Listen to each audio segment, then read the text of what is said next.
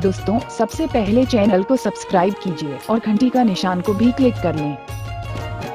अमरैया चिरैया में मंजूर कोयली घुटकतरी थे और ऐसा जागृत पटेल के गाना ला गली गली आदमी हाँ गुनात्री थे। जय छत्तीसगढ़, जय छत्तीसगढ़।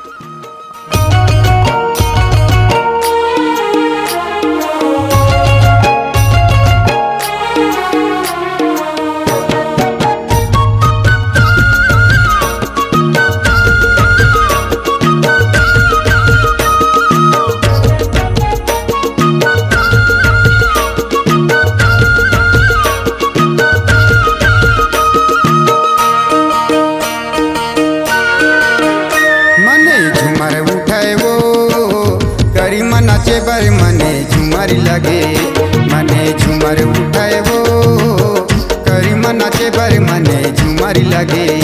मने पिहुर बोलेगा कर मन नाचे बर मन झुमर लगे। मने पिहुर बोलेगा कर मन नाचे बर मन पिहुर लगे।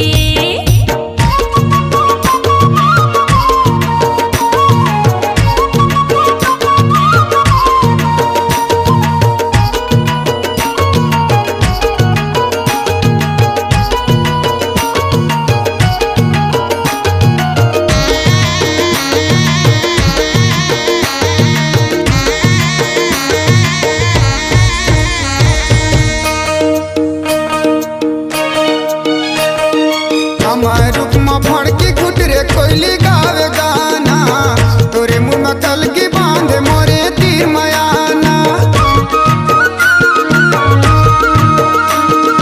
हमार रुकमा फड़ के घुटरे कोयली गावे गाना, तोरे मुँह में कलगी बांधे मोरे तीर मयाना। माया की तारी बोले वो करी मन नाचे बर मने झुमर लगे। माया की तारी बोले वो करी मन नाचे बर मने झुमर लगे।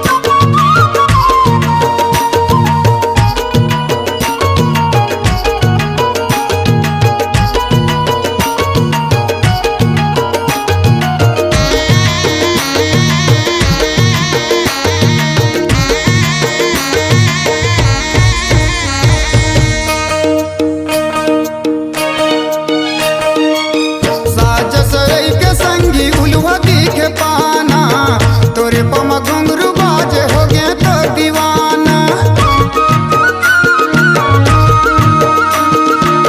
साज सरई के संगी उलवा दिखे पाना, तोरे पम घुंघरू बाजे हो गए तो दीवाना। माया के फूल फूलाए वो करी मन नाचे बर मने झुमर लगे। माया के फूल फूलाए वो करी मन नाचे बर मने झुमर लगे। मने झुमर उठाए वो करी मन नाचे बर मने झुमर लगे।